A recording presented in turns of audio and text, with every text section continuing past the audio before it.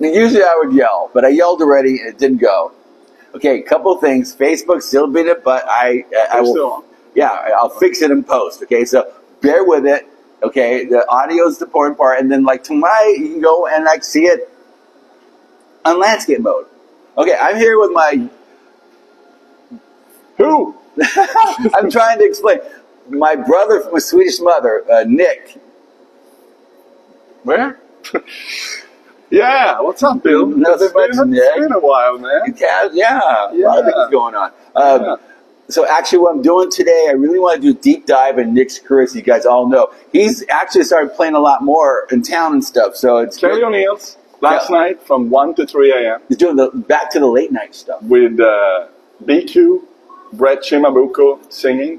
Yeah, and he's great singer. Great singer. Also play acoustic guitar. He plays everywhere in Waikiki, so we want to actually shout out to Domingo for that. Yeah, Domingo Laranillo. We'll give you a lot of shout outs today too. Yeah, all the songs we're playing, that's all Master of Oz songs. So it's like it's the best of Master of Oz with 2 people. And I think I'm the only one playing electric guitar down there. I mean, maybe Keith's playing electric guitar, right? No, Keith's still acoustic. Yeah, no, he does sometimes. But it's electric acoustic. Yeah. That's Keith Batlin, if you didn't know. So I've been on hiatus, I guess. I had to do a lot of work for Charles Fields before he left back to Cape Cod. And if you haven't, we still have his exhibit up at the Nighthawk. School. Cheers. And then that's really good. And I'm surprised more people in town haven't actually seen it, because where do you get like Muddy Waters, John Lee Hooker, Buddy Guy, Peter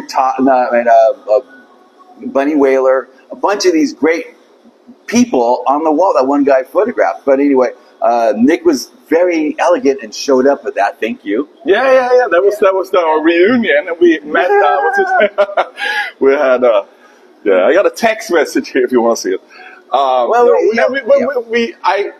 We're like brothers. So yeah, we are. Now I really want, because this guy's done a lot of stuff, and he has no website going and tons of interviews, but I do have a website, but it's not up there. I don't know. I have a website for Beyond Fear is Beauty. Remember that. And I always want to say something. All right.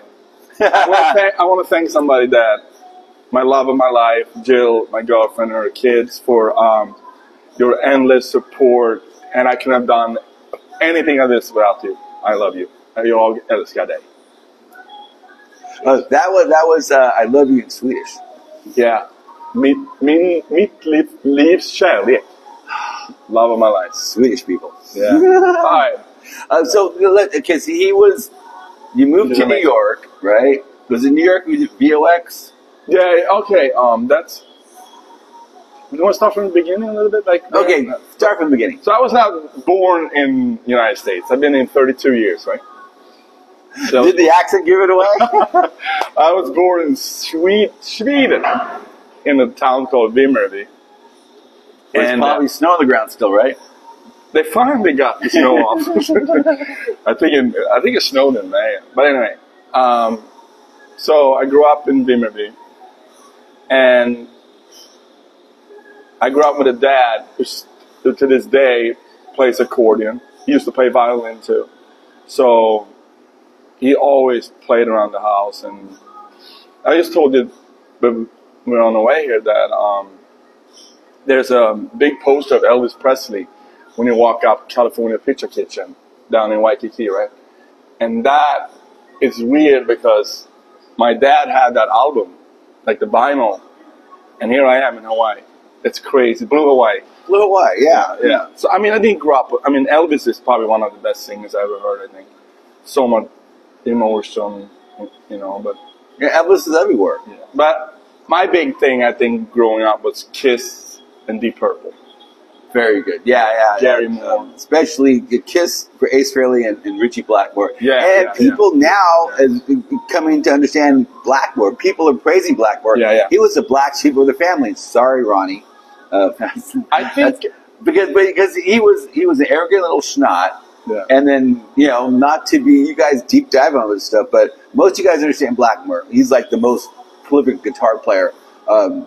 Before that, it was Hendrix. And Eric Clapton did the blues, Jeff Beck did experimental, Jimmy Page did hard rock, but no one really... No, I think this is what I think. Okay, this is from the Swedish perspective. I think if you think about how Deep Purple was more jazz rock, right? I mean, jazz hard rock. And Led Zeppelin was blues rock. Yeah. I mean, so I grew up skipping school and going to the library. So the library was in the same building as my school. So I used to go to pick out an album which was Deep Purple in rock, and sit and listen with headphones before I even played guitar. And the rawness in rock, I mean, like Speed King, Child in Time, all these songs, it's sick.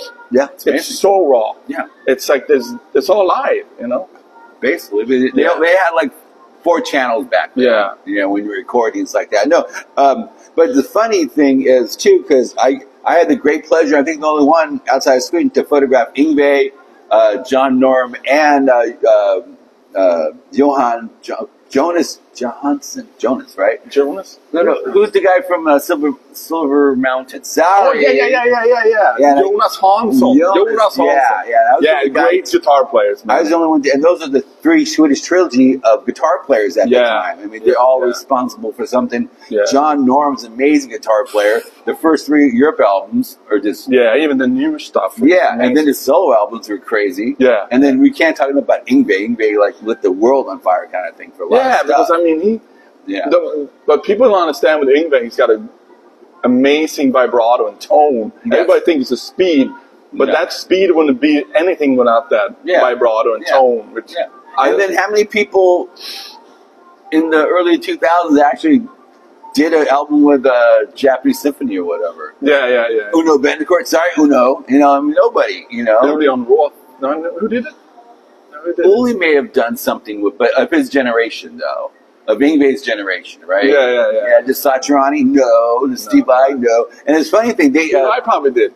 They did the G3, Satriani and, what's his name? And then every night they watched Yngwie play from the wings all the time. That was like that. It was amazing. So how does it feel to be like the Swedish guy? Here? Yeah. The only one? I try to, hey, how are you? You know, like last night, and every time I'm on the mic, at Kelly's now, I ask them, like, is there any Swedish people in here? Don't be shy, come up. There's nobody answering that anyway. But. Yeah, it's a kind of a, but you know, I mean, most of the Swedish bands after a while were kind of glam bands. I mean, there's a lot of... Or I should say Scandinavian bands. It's a lot of metal, like, you know, In Flames, Meshuggah. Yeah, and Heavy Load. Heavy Load, remember those guys? Wow. Well, you can figure. They were, like, dressed up like Vikings. Yeah. But the whole Norwegian, you know, what do you call that? What do you guys call it? I said it. So, talk about Voice of Extreme. Oh, okay. Yeah, that was a band that... You're credited on 2 albums. Yeah, about 2 albums. And like 94? I don't know. I'm just guessing. Like 2000. We will celebrate 20 years. That was 2004. Okay. So May 19th was 20 years. So the culture, what's happening in music at this time? We started, because it sounds like you guys are kind of ahead of the time. We were too old. We were sitting in a record company's office before we even played one show. Yeah. Because of Bob Brennan, the bass player, knew a manager that knew... No, he became our manager, David Swales. He knew Rod Smallwood, which is the head of Sanctuary Records. Yeah. And Bobby knew Don Chaffin in New York, old singer, because Bob was born in New York, and we lived in Florida at the time.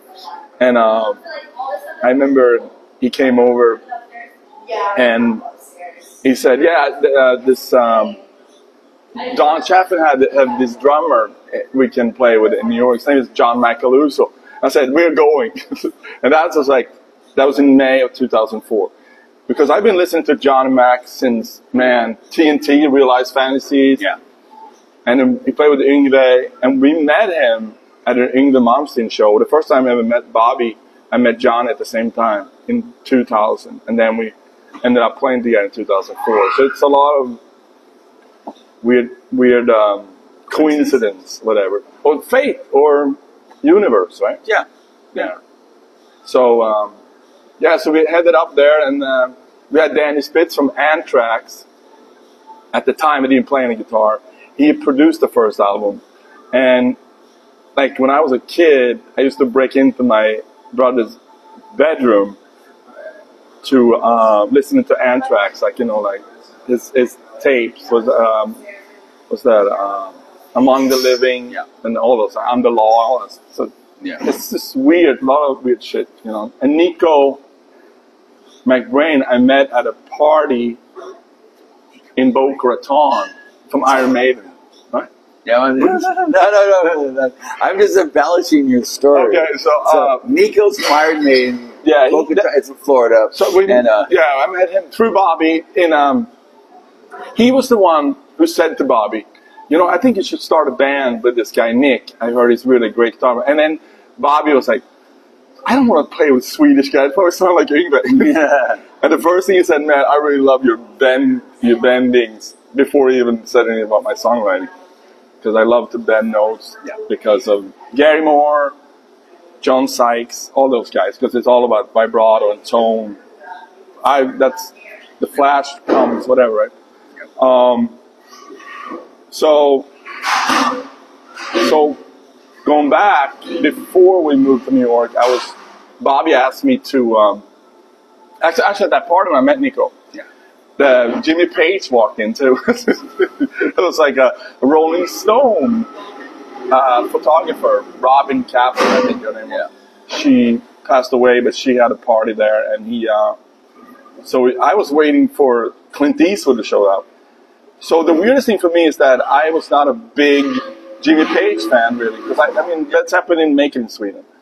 So, but I mean, of course I knew about it, but when he walked in, it was no big deal for me. But I mean, for everybody else it was. But so me and Nico hanging out, talking, and then after that, Bobby asked me, Nico has this band called like Brain Damage. And they're looking for the role of Adrian Smith. Yeah. And here I am, when I was a kid, we used to play back with guitars, real guitars, in like 4th to 5th grade, Iron Maiden stuff, And we never, because I didn't know the song, so I had to learn all the songs. Yeah. And so he said, yeah, Nick can do it. I said, so Bob told Nico that. And then I did one show I did with him, with Dave Spitz from Black Sabbath. Yeah. Was playing bass. And then some other local guys. That was insane to play with him. That was just rehearsal. Everything was crazy. Yeah, professional. Yeah, I mean, and then Nico was he co-managed a band in New York for like a long time. I remember the first time we auditioned for Nico, we did there was SRR Studios in New York City, and we were auditioned for him to be our co-manager in the band, right? For helping us out. And he said, after we played, we were on fire, man. We was tight. And he said, I would not want to be the band playing after you guys. That's what he said. So thank you, Nico McBrain. So where we were. So that's how this started with that. Yeah. So then we had a guy called Derek Drown, was a really big key person in Massachusetts, who got us on the radio, got us on festivals, and God bless his soul, he just died last year, man. Unbelievable. Is that when you got your ESP endorsement? Yeah, we got the ESP.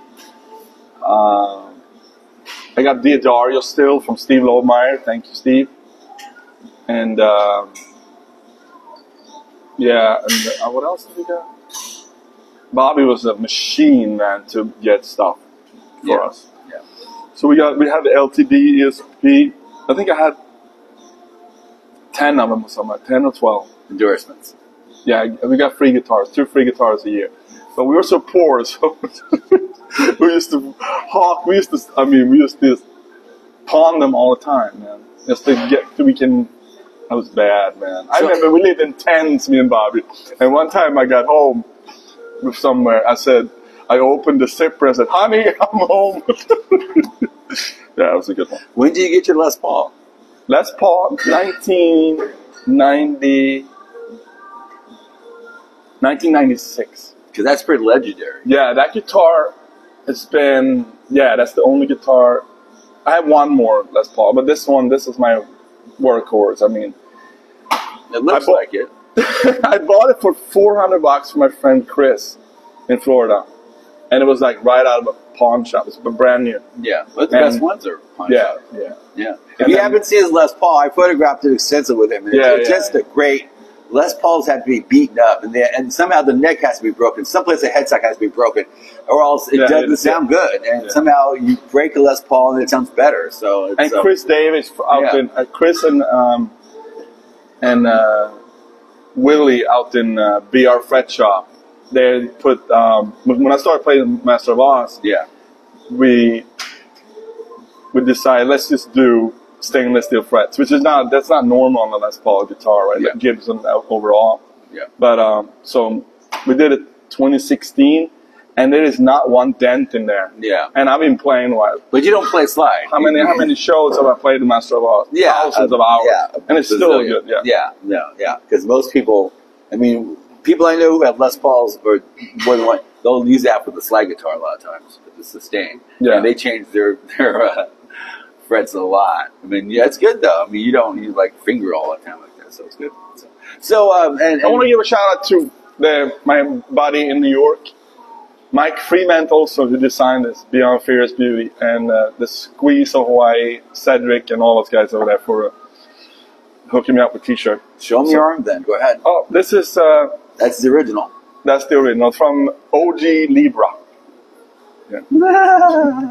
I gotta give a shout out because I always forget. Yeah, that's what we want to do all the time, is make sure everybody knows what's going on and shit. But it's, speaking of shout out, so we're here live at Proof. Proof is a bunch of friends, Andy, Louie, and Jazz own this bar. It's in the Hotel Blaisdell. It's on the other side of Chinatown. It's a great place. On the weekends, they kick ass with a bunch of bands playing. They got Sailor Jerry stuff coming in pretty soon. We used to play it. You played it in perfect way. I actually photographed Nick. And Mike on the other side. Right there. Like 3 shots. Legendary. They still use it today. Yeah. But anyway, that's to give out shout outs. So, let's talk about Masters of Oz for a while. No, let's talk about Lucy. Hi, Lucy. I know Lucy. Lucy had her citizenship interview today. So good for you. I'm so proud of you. That's kind of awesome. I'm working on mine. I'll become a citizen. Because it was you and Michael doing your little cafe stuff. Yeah, the funny thing is that the first time I ever met Michael, I was a guitar instructor at the Easy Music Center when I first moved here from 2008. King Street, 13, 14. Peter Dodds, Mike Wong, oh my God, all these awesome people of that. Jericho, they're the best, man, they helped me out. So I remember Michael walked in, and I was teaching. I had like 30 students a week, but I was also doing during the day. I was doing this hawk thing. You're taking bags from people, right? And Michael walked in, and I had my business card at the time. It said "Journey to New Age" on them. It's like, and it said, "Well, it's like," and he was looking for a guitar player or something. I mean, I don't know, whatever. So he came up to me and said, "Hey, do you know where this Nick Gertsson plays somewhere?" The first thing I said was, "Oh man, you don't want to work with that guy, man." What do you mean? And Michael was serious, like, "What do you mean?" "Nah, man, he's a total asshole." See, I told you. I know, yeah, you're right. I know I'm an asshole. Believe me, I've been going to therapy for 4 years for that. But anyway, and I'm working on it. But he's better now. I'm working on it. Michael said, "Oh, really?" "No, man, it's me."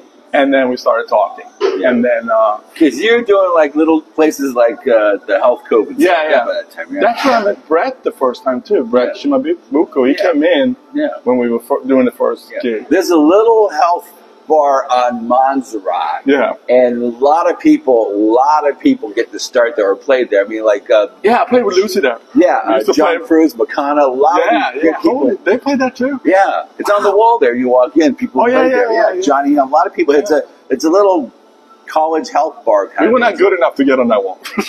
No, me and Michael, we played even. I think I did some solo stuff there too. Yeah, I photographed your poster for you. I photographed this poster for him. Always. Bunch of his posters. Yeah, he's the best. You gotta do some more.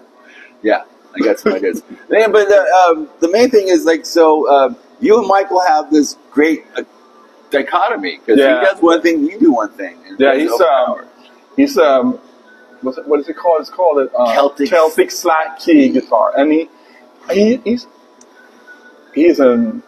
a great friend, mentor, brother. Michael Tannenbaum is one of my best friends ever. Hey, Michael, you rule. Yeah. Yeah. So we are we have one gig coming up at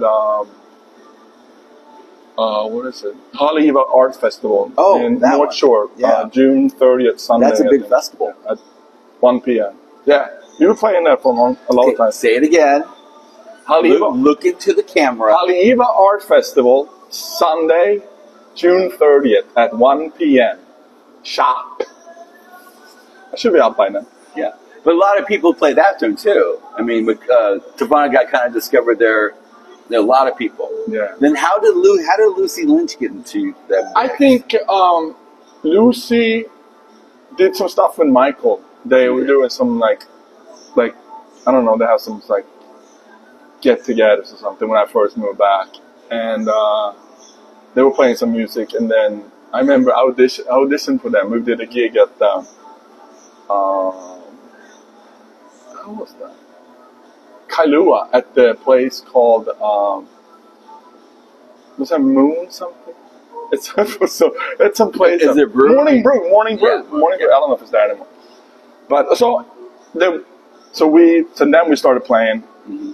But also me and Michael started in 2009, and we did a gig, open mic in Higher Ground in Haleiwa, and that's where we met John Cruz and Ernie Cruz.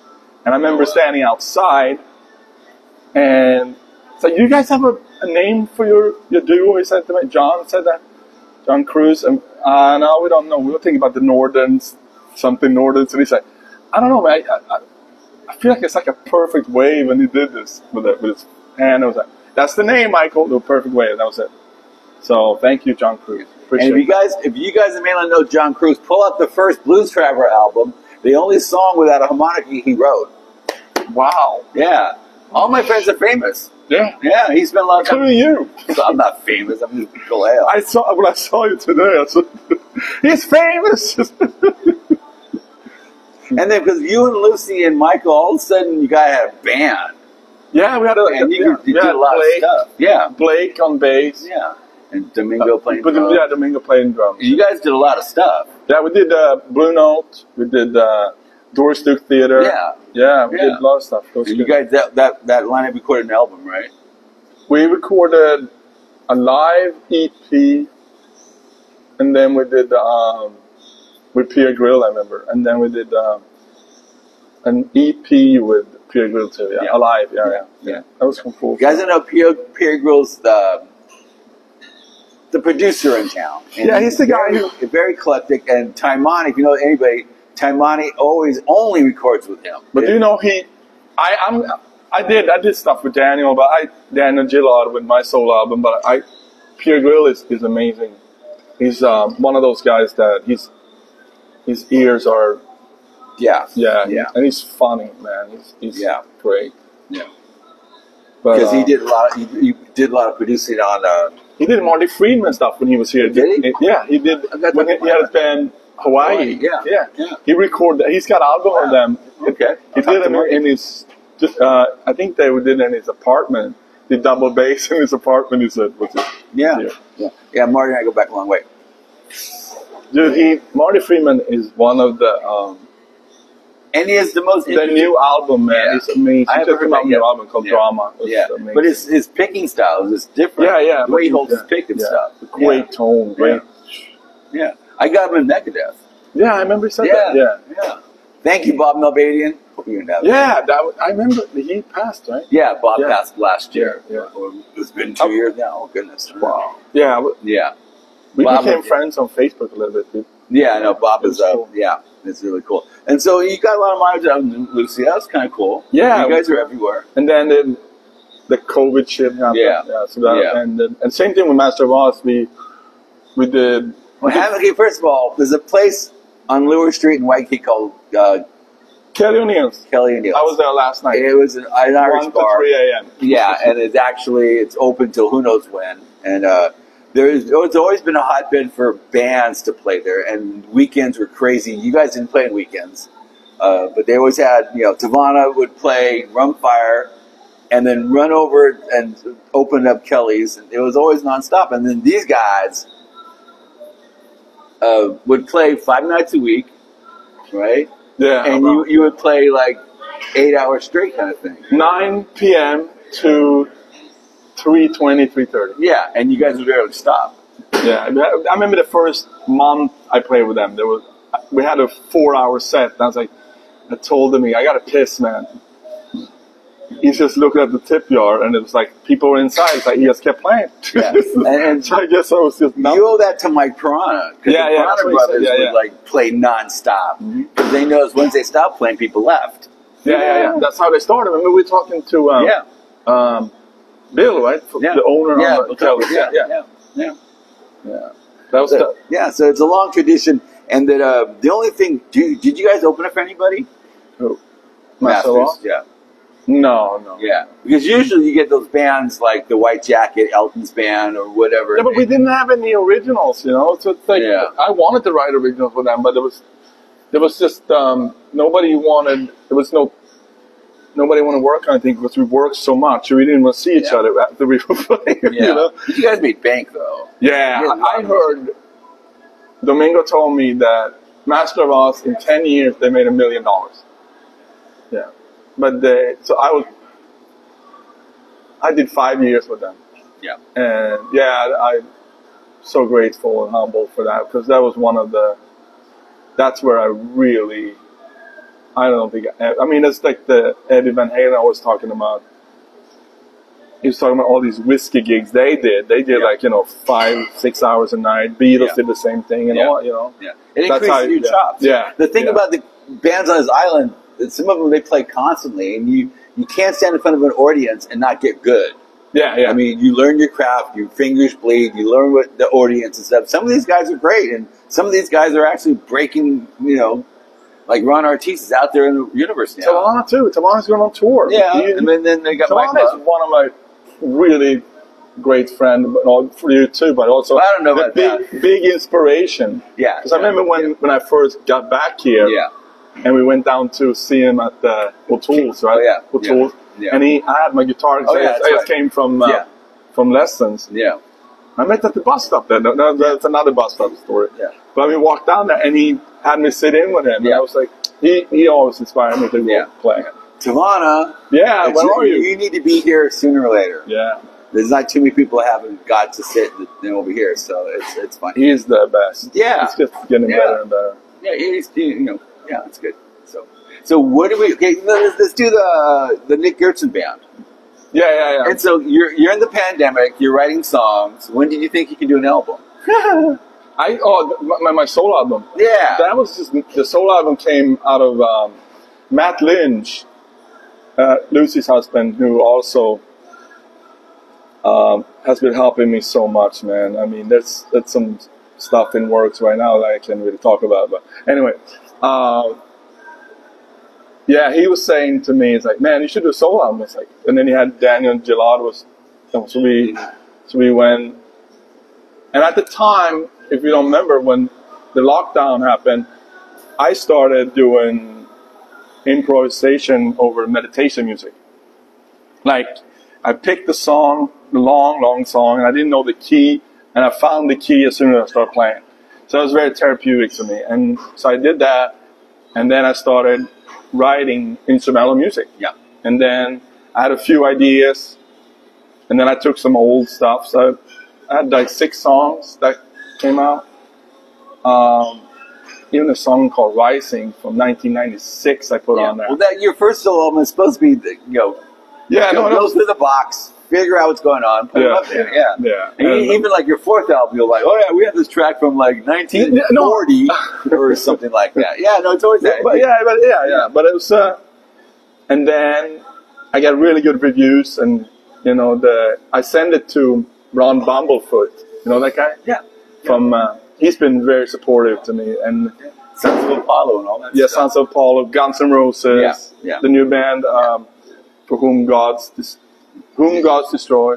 Yeah, and that's Derek Sherinian. Yeah, Derek. Yeah. Derek was supposed to play on that album, but it was a little bit too much money on for him. I couldn't afford it. There was a band in Santa Cruz called the Medflies, and he was the last keyboard player for him. And he's amazing. One of my bestest buddies ever, Brian Scott, used to be best friends, and so we all moved to LA at one time. And actually, I get a phone call from Brian, and Brian goes, "Hey, Derek needs photographs." Okay, like he's playing with Alice Cooper. Come on. Oh yeah, and then with Kip Wing is playing now, right? No, it was after Kip. Okay. Yeah, and it was Petrelli, him, and a bunch of people. I was there when they did the Poison video. One shot of poison. He used to play in that? Yeah. That's where he made all the money. Yeah. No, but before he was in Kiss, he was in Dream Theater. Oh, yeah. But Dream Theater. Kiss, Dream Theater. This guy's like the hired gun for everybody. Yeah. My favorite thing he did. Billy Idol, too. Yeah. He did a thing. John Sykes. Yeah. There's a Deep Purple compilation, and him and Glenn Hughes did something. Oh, wow. Yeah. Well, he's doing that Black Communion. Yeah, they're back. Communion. Yeah. That's with Joe Buzz. Yeah. Bassamana, whatever. And John Bonham Jr. I mean Jason Bonham.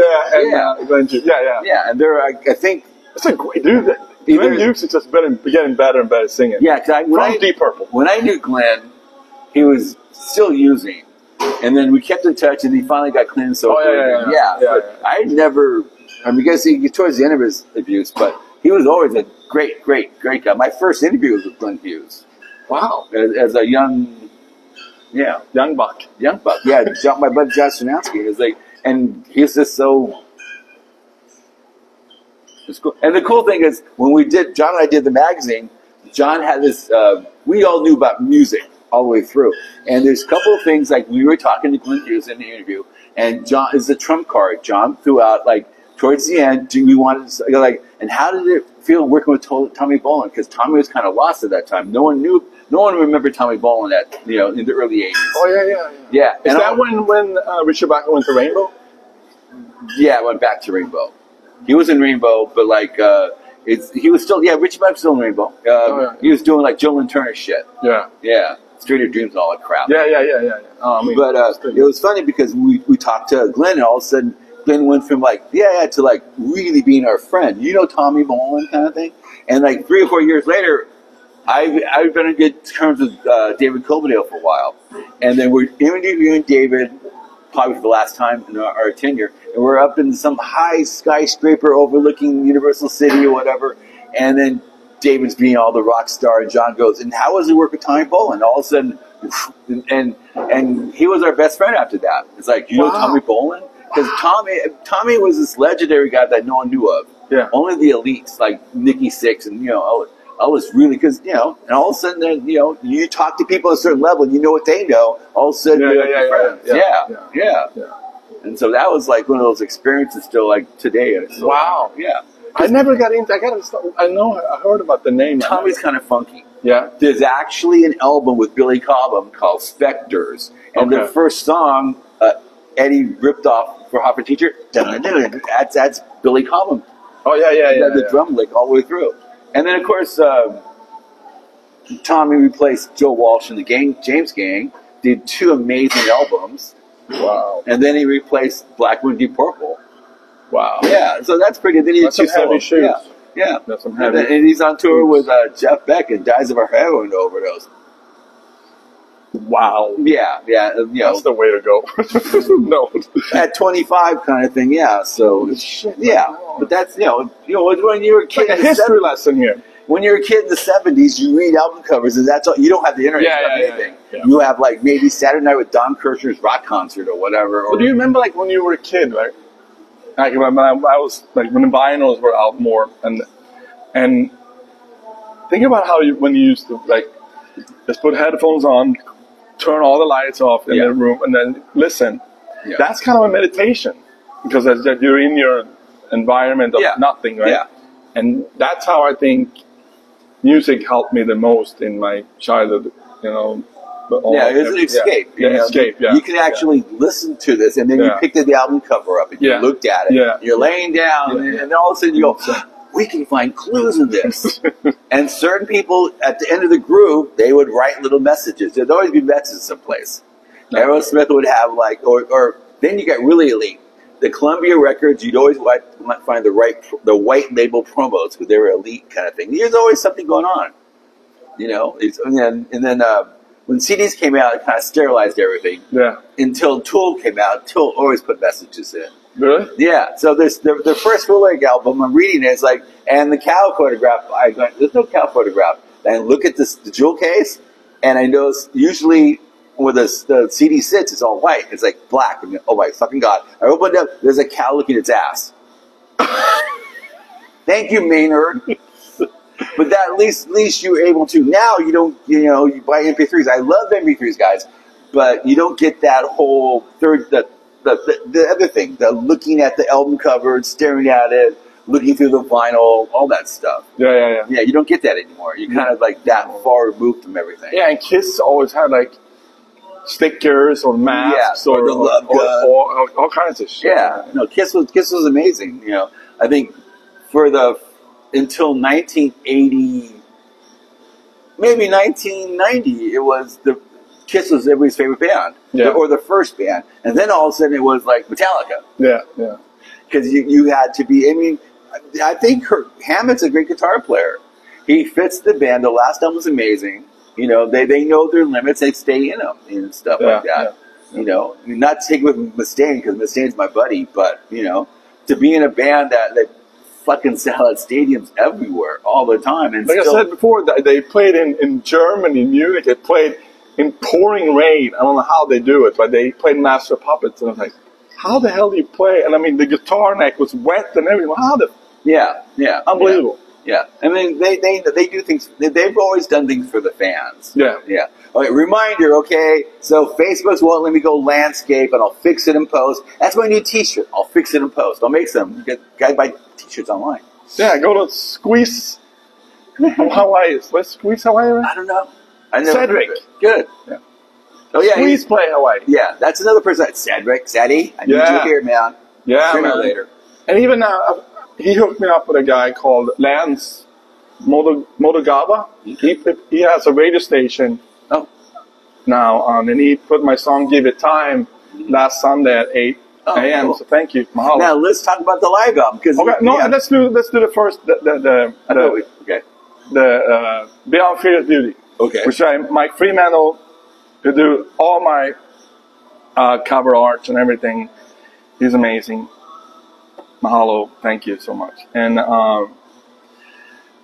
so the 6 songs on there, right? So I send it out to a lot of people, and I got really good response. Yeah. And even to this day, Matt Lynch hooked me up with a thing called the You Grow promo, and I went from 12 listeners to 6,000 listeners on Spotify. Oh, really? And Neil Sean from Journey, because the playlist I was on Spotify, Don't Stop Believing, was in the same, like a couple of songs before my song, right? Yeah.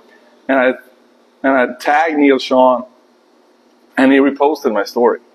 And he also sent me a message on Instagram when I posted my Joe Satriani, Always With Me, Always With You cover. Yeah. So it's like, I got Neil Sean in my Instagram. It's insanity, man. So, yeah, I love Neil Sean's playing. Yeah. Neil's a legend. He turned down Eric Clapton at 15 to play with Santana. I know, 15. And then he's like from the Midwest. I always think it was some Sam Scopian Italian, but he's from the Midwest. Yeah, no, he did an album called Voice, and but it's all these songs, instrumental songs. He did the Titanic theme music, and that's why I got a backing track, and that's what I'm playing at my solo shows now at Kelly O'Neill's. I'll be there. When is next time? So you can follow Nick on his Facebook page. The Screaming Swedish. No. Nick Gertsson, and on Instagram it's Nick Gertsson Guitar. And spelled Gertsson. Gertsson. Because you Swedish guys either have 2 R's or 2 T's. Or if you think about the 2 S's, just think about Hitler. Can't we say that still? I don't know, man. So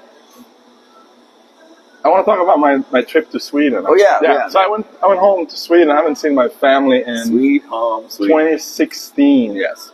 So my dad's 80th birthday was there, and I played a gig for friends I haven't seen in 30 years. All solo stuff. So that was amazing. But what I want to say is that my dad, he is 80 years old, or he still plays accordion like an hour before he goes to bed every day. So I was in the bedroom and I was like, man, I started hearing. I was like, man, I had to practice too, right? And then my mom said to me one time when I said, I got to go practice guitar. I got to go practice for my show coming up. Yeah. And she's like, why do you need to practice? You practice all your life, she says. Moms in their pro wisdom. Yeah. Isn't it Father's Day coming up too? Yeah, Father's Day is coming up this Sunday. Is it next Sunday? I don't know. 2 Sundays. Okay. Yeah. So my dad was just he's really a role model when it comes to playing, and even we went to check out the bar I was supposed to play. I played at, right? And I walked in there with my friend Anders was there too. I think he hooked me up with a gig. Selberg, thank you, and his family. Thank you for all the hospitality and everything. And we walked in there, and we walked into the bar, and it's an accordion in the bar somewhere on top somewhere. My dad just walks up, like, "Can I check it out?" He started playing for the whole bar, and I was like, at the time, I wanted him to come to my show, and my mom was sick at the time, so they couldn't come to the show. But my dad was like, he was just playing for the whole show, man. No fear at all. Unbelievable. It's Swedish. He knows everybody. He knows everybody in the bar. Yeah, but it's like he's one of those guys, man. It just doesn't care. Yeah. There's no fear anywhere. Yeah. It's like, it's probably a little village in the snow that they killed. That was cold. Deer and they, venison and all that stuff, and they know everybody. Lars, how you doing? It's cold, man. Yeah, it's sweet, dude. What do you expect? Yeah, I was there during the really cold. I was November to December. That's when. Okay, I want to say something. Oh, on the way back, he was making out with a girl, got sick. No. I got sick because it took 42 hours to get home, and I didn't even go to my girlfriend's house for Christmas. Jill, I love you. Because I was sick. And then you had something December 15th. Yes. And it was like a metal thing. And I was like, man. It was my thrash metal gallery. I know. But I could not even stand up and say, sorry, man. And this guy sent me a text. Don't ever fucking call me again. And I was like, what? I'm going to put this on a poster on the wall. But here we are, man. How many times I showed up throwing up or whatever. But you were, I mean. I'm a monster. No, you're right. I should have fucking showed up and got everybody sick. But before, we never knew about getting other people sick. We just showed up going, all right, give me a Jack Daniels. Get ready. All right. How you doing? Okay, man. All right, that photograph. Yeah. You missed the whole gallery, though. I know. You didn't see it whatsoever. It was up for a month. You didn't show up. I was sick like a motherfucker. I was sick for a long time. So I apologize. No, it's fine. Don't worry about it. Like I said, you're older therapy. now. Keep going.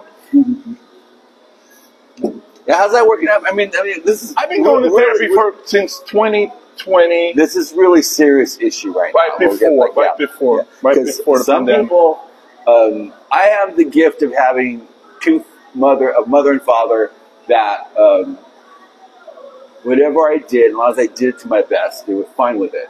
And being the firstborn, which is totally different.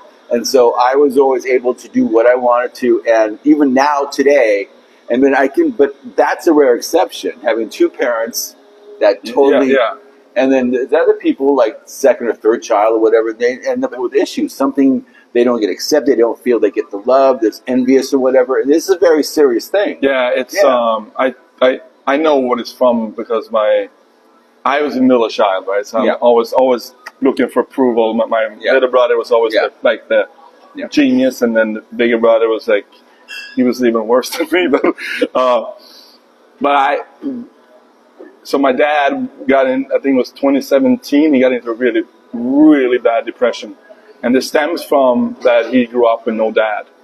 Yeah. And his mom didn't want him. And so we never really had that love in Sweden. So I mean, we had love, but it was not like the. Yeah. Now, I mean, my dad just turned 80, and it's been like the last couple of years. Are you one more? When my dad actually is just crying on the phone, and I never heard that before. Yeah. And then there's also the different generations and time periods where you're a man. Men don't show emotion, but go out and work their fields and stuff like that. Yeah. And so nowadays it's important. I think to understand your emotions and stuff. We're all beings. We're all emotional beings, and that's what it comes from. I was against therapy for a long time, but it was like there was time. I think I did it before COVID. Yeah. So I did it right in March 13th of 2020, and I'm going like twice a month. So it's perfect. Yeah. I still mess up. But at least you have I do have a thing where at the end of the day, I've done it since I was a kid. You reflect over your day, and did you do the best you can? And that's really hard because my standards are really, I put myself way up there. And every human interaction I did, was it proper? Was it like that? And that's pretty, it's crazy shit. Because it's easy to be a belligerent asshole. Yeah. It's really easy to be that. It's harder to be good all the time. And then when you have two daughters, put that in the mix, and you want them to grow up very independent, strong women. Yeah. My mom was independent, strong. Both grandmothers were strong, so you wanted to pass that legacy on to them too. And then this is going to be really tough to say because they're both artists and they're both driven. And now this is crazy because Reese just put a book of poetry out. Wow! But she has a pen name. And so so that's not your last name on that. No, so it's hard to actually promote something that you can't say. This is my daughter, No, but so we're negotiating what I can say, what I can't say, and I put it's on Amazon. It's called The Rebel's Cry, which is really kind of good. It's a book of poetry. I'm not a poetry person, but some of the process really. So what happens is, how do my millions of followers around the world? How do I get the message out? I put it on Twitter the other day, and it said it was something like, this was given to me, and it's pretty good. Check it out. And the minute I put it up, I got some response, and she has interviews where she wants them ready. Wow. Well, you should put her on this podcast. I mean, but how do we do that to keep her anonymity? They both have, AZ and Reese both have pen names. And so how do we, and so we're still negotiating how to expose things. But I'll put the link up sooner or later. That's awesome. How old is she? She's 19. She's 19 now. Wow. Yeah. Yeah. But then, I was already in the media spotlight in my teens as a Boy Scout. I remember when we grew up in Sweden, there was a band when you started just playing, right? And you always, I don't know, I hope everybody have this because even in a small town, there was this band called Blacksmith in Vimmerby, and they always played at this community center, right? And then Johan Nyström, Pelle Englund, Marco, Patrik Ekelöf, Nisse, and they were that was like the band for me that I thought, wow, that was the hard rock metal in my town, and I looked up to. That was more important to me than any bigger band, Deep Purple, anything, because they was just so intimate. We were sitting right there, right? And I was really good friends with Johan afterwards, and I even bought his Stratocaster. I played Stratocaster for a while, and white one, with a hot rail on it. Looked like that was pretty cool. Yeah, it was actually a Squire, I think. But so it's always good to have that, but the influences that comes so close. I don't know what I would have done if it was not for them, because I played sports at the time and I was not that good. I was always like a year behind, or because I grew up poor. We didn't have the money for hockey skates, and Yeah. I mean, took a year after. I mean, Yeah. but anyway, so the music for me was always like the escape for everything. I mean, everything. Yeah. So I really want to thank Blacksmith for that. Yeah. Yeah. You know, I think it's none of us important. grew up rich, or else it would be basket cases even more than I don't they are know. now. I mean, You know, I was the first of 5 kids, and so I understood at an early age that I didn't really want to participate in sport. I let my little brother do it. He hated me for a long time. He still hates me. I haven't talked to my little brother in 20 years. what? No, he decided he didn't want to be a part of the family, so it's fine. No, but it's fine. When you're in a big situation like that, it's a pressure cooker. Yeah. No, Yeah. it's and if you believe in something, and Yeah. I mean, I moved out of my parents when I was 17, Yeah. and then I left when I was 19, turning 20, 1992. Yeah. So I've been here 32 years. We went to LA to GIT, and yeah. Yeah, you were in LA. Sure, no. You were there when I was there. But, Yeah. but I didn't do the Hollywood thing a lot. I did all the little... I didn't do school that much. We went to Rainbow Bar and Grill. Yeah. I remember in 1990, I moved to Florida and stayed with my uncle, 1993. And I remember my uncle, God bless him, he just passed in, what was it, March 7th of this year. Oh, wow. Yeah, Sorry about that. yeah, it was hardcore, fucking liver cancer. Anyway, so I got a one-way ticket from LA going to Florida. It's like $300. And then in a month, he gave me a key. It's like, hey man, I'm not going to be a fucking babysitter. So I was on my own, 21 years old. I had like $1,000 left on my student loan. And then I started doing like work, and I think it was just a lot of growing up. Like I started playing guitar again 8 hours a day again, because I didn't play for a year and I lived in LA, where I should have played, I didn't play. And he was at GIT, Yeah. I don't think anybody knows that I was a guitar player back then. Yeah. And a lot of people during that time still were playing there at that. There's some great players over there. Yeah. I mean, a lot of people. I think Tavana went there a little bit later. My friend Bjorn Englund, he became the bass player for Quiet Riot. Yeah. He did a lot of stuff. Yeah, he did with Dio, Disciples. Yeah. He's got his new band, Soul Sign, out there. He played on my solo album. Yeah. I'm waiting. So all you got to do is get to one gig, and all of a sudden you're in if you're a side guy, all of a sudden it takes off. He's been networked everywhere. Yeah, that's important. I mean, you got to be. I mean, you got to be. I think everybody. Ballin went there. Dave Etterling went there. They all did a year or two there. But I didn't know I was the oldest one, because I know Tavana and they were the same. They're all 40. They're 42 now, 43 now. Really? I'm 10 years older than that? Yes. Holy shit. Wow. I can be their dads. Huh? I can be their dads. Yeah. That was the thing I saw this before. So Keith Batlin did his first headlining at the Blue Note, and his mom, Shauna, shows up, and she goes, "Hey, come here." And we started talking. Like, "You went to Monterey High?" I said, "Yeah." "Do you remember Keith and Kenny Collins?" And well, Keith Collins is Keith's dad. And I ran track with no way. I ran track with his father and his brother, his uncle. Yeah. Wow. Yeah, back in 1970. And so, So if I got busy in high school, here? No, in Monterey. Oh, Monterey. Oh, Yes. Shots from Monterey. Yeah. But that's how everything's kind of related somehow. So. That's crazy. Yeah. I mean, it's a very small world. Yeah. Okay, what are you doing now? I'm doing solo. I'm doing solo shows at Telly's, and then all instrumental, and then I'm doing the thing with BQ, Brett Chimabuco for we're doing these duos. Yeah, we got like 6 gigs this month. So that's been fun. I mean, it's, do you ever want to get a band back? Get a band? Do you like being in a band? Be the lead guitar in a band, not worry about anything, show up?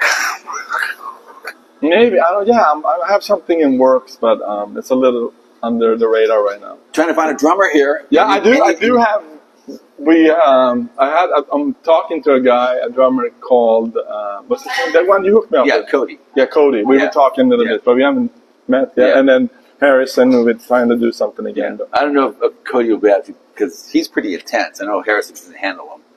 Really? Because Harrison's like, he's from Harrison's North Shore. Yeah. Hello, man. No, he's cool. I mean, Cody's like, Harrison is cool. Harrison, but he's working on a boat now. He's out doing biology, I think. Yeah. So he's coming back. There's a ton of people in town you can score. You got to hang out once in a while. Yeah. I'm a little bit of become like an introvert after the Master of Oz thing, because there's like always people in front of me. So I remember 5 years straight, I didn't barely go outside. I went up in the mountain, went hiking, right? Yeah. And too bad you didn't start a hiking blog, because on Oahu there's 52 sanctioned state hikes. I think I did them all. You can hike one hike a week, and I did a lot, and they're crazy hikes. Yeah, I only did like 3 hikes.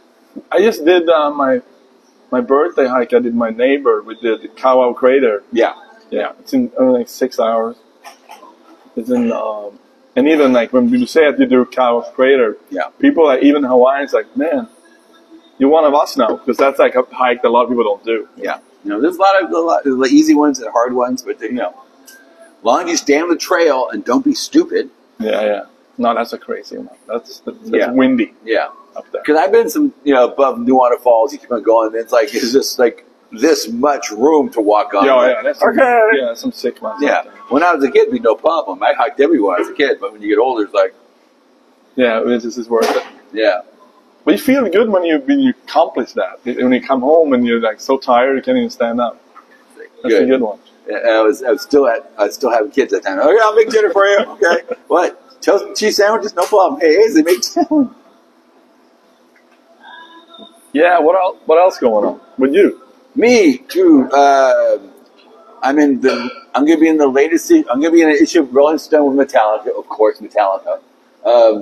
I'm trying to update my blog a lot. There's so many documentaries I'm in, and I lose count. If I don't put them up, people don't know. I've been published. My agent in Paris, hello, Patron. It gets me out there a lot still. There's a lot of photographs, and then of course the Charles Fields. Charles is crazy. He's an amazing amount of photographs, travel, and all that stuff. He has amazing friends, like me, but his stories need to, and so a little bit. I couldn't see a movie on me. I couldn't see a documentary on Bill Hale, but I can see one on Charles because he's done a lot of stuff. Yeah. He made his first $1 million painting church steeples in Connecticut. Then he made his second $1 million land developer. And he made some money off photography when he formed a publishing company. Wow. And he published a lot of books. And so, but as a photographer, he never really made that much money, but he has this amazing wealth of photographs. And so I've known him for 10 years. Wow. And I started going through his what little archives he had at the time over here. And the first photograph I saw, he's in a helicopter in the Arctic Circle in Finland photographing reindeer. I mean, that's already. The next photograph, it was like, when they redid the Statue of Liberty, he got access to that. He was him and the Statue of Liberty on a scaffolding. He's like him and the Lady Liberty for a couple hours. Wow. And then the next photograph was like, in 1980, Pan Am had this thing, the Round World Pass. You buy one way, as long as you went one direction, it's free. So he went from Boston to San Francisco to Honolulu to China. And he was one of the first guys to be in China in 1980. And in 1980, we're pretty advanced, right? We have cell phones kind of thing coming out. We have cars, we have computers or whatever. They have nothing. So here's a photograph of this donkey pulling this trailer full of bricks and the guy sitting on it. It's kind of intense. Wow. But one of the kickers was, he knows this Vietnamese opera singer. I forgot her name. She's really big in Vietnam. But her husband is the Minister of Finance in Italy. And so he photographs this Vietnamese girl in this beautiful Italian church. The dichotomy, the difference between Italian and it was amazing photographs. Okay, we can hang out. We can start working. And then the phone rings. It's a guy named Roland Sherman. There's 3 photographs that molded my career. The first one's on the first Richie Blackmore's Rainbow. You open the gatefold. Richie's has a Stratocaster. That's yours? No, it's Charles? No, it's actually. Well, I'll get to the point. There's 3 photographs that made me want to be a photographer. Yeah. Right. And it was the photographs by Finn Costello. Right. Finn did all the Deep Purple, all that stuff. He also did Metallica's Ride to Lightning, the back cover. But just photograph of Richie, and it's like, okay. And then the next one was Jockey Davis's photograph of Life and Dangerous. Thin Lizzy's Life and Dangerous. Oh, yeah. And hello, Jockey. Album cover? Yeah, and it's amazing because I get to talk to some of these people over the story over Facebook and stuff. And then the last one was Bob Dylan's Greatest Hits Live 2. And just simple Bob, backlit, blue, live thing, but he got a Grammy for it. And I'm going, you can get a Grammy for being a photographer? I'm in, I can do this. Wow. And so the phone rings, and it's Rowan Sherman. And I go, yeah, I know Rowan. It's like, you know Rowan Sherman? Yeah, we're good friends. Rowan's like between Jim Marshall and... It's a small club, man. It is a small club. The music and the photography is very... And he did not only Dylan stuff, but he did like the 60s peace marches. He was friends with Bobby Kennedy. He photographed Martin Luther King. All that stuff. And he was in, doing the music too. So he's in Laurel Canyon doing that stuff. He's in the sound room with Joni Mitchell and Julie Collins and David Crosby and stuff. So yeah, so Rowan's pretty good. But all his friends, all legends. I go, okay, I can do this. Okay, this is what we're going to do, Charles. I'm going to go through your archives, organize them. We'll do a couple cool portfolios. We'll bring back the publishing company, do 3 or 4 books, and then we'll get a documentary film crew, and we'll film you going through. And then, so that's where we're at right now. And so with that project. With my stuff, I'm always trying to update everything. There's always something going on. Yeah, I know. Yeah, and just getting, time to do everything. There's so much stuff to do. There is a guy named Mark Manson. He's an author. He wrote a book called The Subtle Art of Not Giving a Fuck.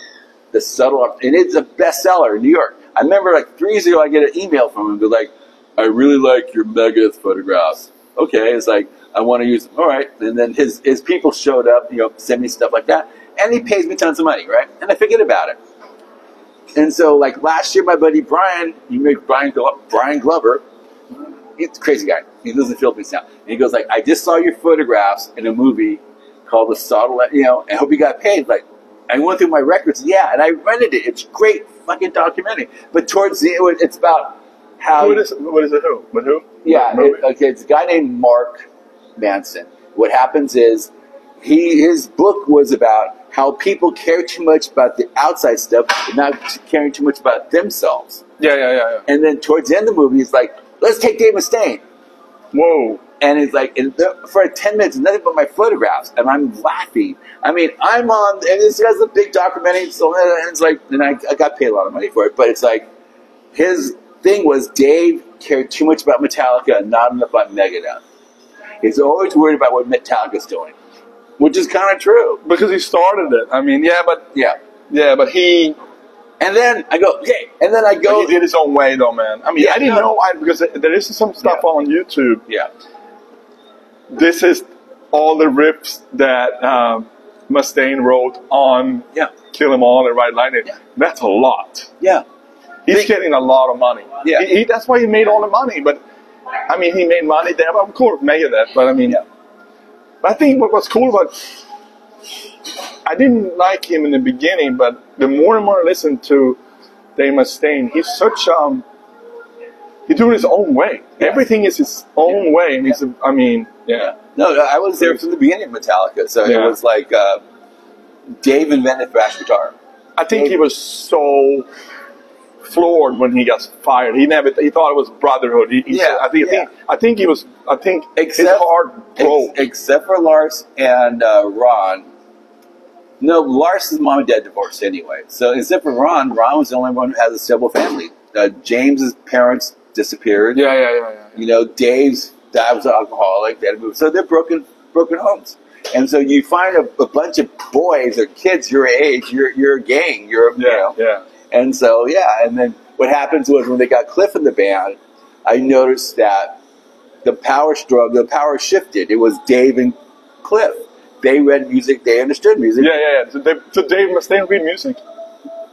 I don't know if he did rap, but he knew. I know Cliff did. I know Cliff wrote a lot of harmonies and everything. Because he brought that whole thing to it. Yeah. All that. Oh yeah. I think he wrote the whole beginning of Batter. That's all Cliff. Yeah. Yeah. And the thing was, all of a sudden, Lars sees his band slipping away because he's the odd man out now. He can't play. He barely can play drums. And James just doesn't care. He doesn't know that yet. But when Dave gets fired, James had to step up. All that shit's Dave. Everything he was saying at the time, the first couple, that's Dave's talking. How you guys doing? That's all Dave. Wow. And then Hammett just stepped in. I mean, I love Kirk dearly, but you know, for the first two albums, basically he had no time to actually rewrite anything. Yeah. No, he had a week to just And but McGovney wrote all the bass parts. He never gets enough credit. Wow. Yeah, because same thing. But that's Metallica. But I think the influence is that. I don't think Metallica would have sounded like they do if it was not for Lars, because he's in Denmark, which he grew up with Deep Purple. He grew up with the same shit I did. Yeah, no, it's very Deep Purple is very. He's a huge Deep Purple fan, which is good because if you don't like Deep Purple, it's. I'm telling you, listen to In Rock. Listen. I mean, I'm a Purple fan from way back. I used to talk to Rod Evans at one time. Yeah. During MySpace, the first singer. There was a friend of mine said that when Steve Morris left Deep Purple, she called me and said, "Hey man, you should get the job in Deep Purple." I said, "What?" And he played Les Paul. But you should get the, I mean, they got some guy in England, right? Yeah, it's fine. Yeah. But at least they're still playing and they, holding true. Gillan's still a really good singer. Yeah. The last time I saw them was Silent Time, man. Yeah. The whole thing. I mean, even Fireball's amazing. Yeah. And then In Rock's Machine's just classic. Yeah. And then, of course, the two Glenn Hughes albums, Burns amazing. Burns heavy. I was just watching Stormbringer. Da-da-da-da-da. Yeah. But I saw a show with Yngwie Malmsteen when he was 18 years old when he's playing in Stockholm with Marcel Jacob, God bless him. And then, I don't know if he played drums, but Yngwie was a rock. No. Wasn't Anders? No, this is a long time ago. Because usually 18-year-old, and he already had the showmanship. Everything sounded amazing, even at 18 years old. Yeah, that's when did he come over? 19 or 20, right? Yeah, Ron knows that because Ron Catana was responsible for Yngwie Malmsteen. Wow, he's responsible for Metallica. He's responsible for half the thrashing in the world. Did you hear for Metal Mania? Hi, Ron. Did you hear the story about? I don't know if I told you this, but I was supposed to play tennis with Yngwie one time when I lived in Florida. I knew a guy used to detail his cars, right? I knew his girlfriend at the time, Diane. Yeah. Hi, Diane. And she gave me the phone number, and I called him sometimes. We were setting up a tennis match one time. But I think he was sick at the time, so it never happened. But I remember just trying to call him, and I was so nervous, man, just because there's an idol you're calling, right? Yeah. It's crazy. Yeah. There was a time in the late 80s, their management company, if they knew I was showing the photograph, they would let no other photographer show up. Yeah. Wow. And I never really talked to Yngwie. We talked on stage. I mean, we said hi once in a while. But I was really friends with Jens and Anders. Yeah. And Jeff Scott Soto. Yeah. I was like, yeah. But it was funny because one day I forgot where we're at. And I'm photographing, right? And this part focuses. And all of a sudden, this pic's flying everywhere. And then he floats the pick up, kicks it with his boot, hits his Stratocaster, lands right here. And I'm laughing, he's laughing, I knew what he was doing. It was funny. No shit. I kept that pick still. Wow. Yeah. But it was, sometimes you don't act to talk. He does this, I do this, and that's our conversation. Yeah. No, he's insane. Yeah. Same thing with Blackie Lawless. Blackie and I talked a lot, but it was on stage. That was like, and Tavana was that for a while because I would do something. Are you getting this? Are you seeing this? And these guys know, like Capono, they know when they do something great, they'll turn around. I'm right there with it. So that's the instinct kind of thing. Yeah, that's fine. We need to get Tavana on here, man. Well, I'll call him again. I called him like 15 times. I remember when I put out the Give It Time. Yeah. He sent me a really cool review on iTunes. So I was like, I haven't heard anything this good. So when I heard Cliffs of Dover first, I was like, what? Yeah. Thank you, Tawana. Mahalo. Yeah. It's crazy. Yeah. So how you doing? How you feeling? What's up? You look good. Yeah. I'm barely slept. I slept like 6 hours maybe. I got home at 4 and then you got to play. Went to bed. Yeah. I had some good time last night. We were doing Freebird last night, and Elton is bartending there, so he. Yeah. What's cool about Kelly's is like if the door guys and the bartenders like you, that's it. I mean, Kamaka said, I talked to Domingo, so you get more.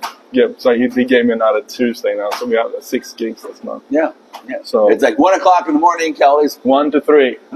After work next day, so like, I'd be there. It's like going to work when everybody going to bed. Yeah. Well, I used to do that all the time. But I mean, Brett is like, he plays everywhere. I think he had 1 gig before yesterday. Yeah. But he's like, I would. It's an honor to play with you, man. It's an honor to play with you, man. He's a great guy, man. Yeah. Great musician. Yeah. Make sure someone's recording something once in a while. He did. We have something. Okay, good. Yeah, I have something, but he recorded on like a voice memo or something. Yeah, he's pretty good. Yeah. Good. Anything else you want to talk about? I don't know. What time is it? 5:30. Okay. Yeah. Wow. We did pretty good. Yeah. Good seeing you, fucker. Great seeing you. Yeah. Mahalo. Beyond Fear is Beauty. Yeah. So how can people reach? Because his Facebook page. Facebook, Nick Gertsson. Instagram, Nick Gertsson Guitar. Spotify, Nick Gertsson. Oh, Spotify. Yeah. So YouTube, Nick Gertsson. Yeah. Oh, you have a YouTube thing? YouTube, yeah. Okay, because I also teach guitar on Honolulu Music Lessons Workshop.com with Landon Mattox. Yeah, and he's a good guitar teacher. He's done a lot of guitar players. And I have 40 students one month. And he actually mentored this little girl named Ken Davis. Yeah. That was she was a monster, I think. Yeah, she was in a band called Chaotic 5. They're pretty legendary. Yeah. She lives in LA now. She actually has some music on Spotify with I think she have 500,000 streams. Really? Yeah, some really cool stuff. Very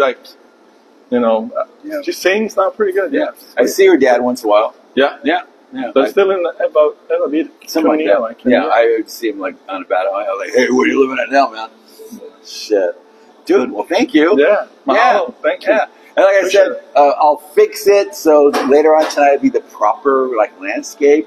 I got to plug Proof one more time. This is Proof Social Club on the other side of Chinatown in the 4th Street Mall and the old Hotel Blaisdell. It's a cool place. You go into the Hawaii Theater, come here for a couple drinks. They have great bands playing on the weekends. They have Sailor Jerry stuff coming in pretty soon. Men in Gray Suits. He played there. Andy Seb was Men in Gray Suits. So it's a really cool place. So it's my dear friend, my Swedish brother from another mother, Nick. I love you, dude. Love you, brother. Okay. All right. Next week I have Pat the Hat. Yeah. All right. Thank you. Aloha. Aloha.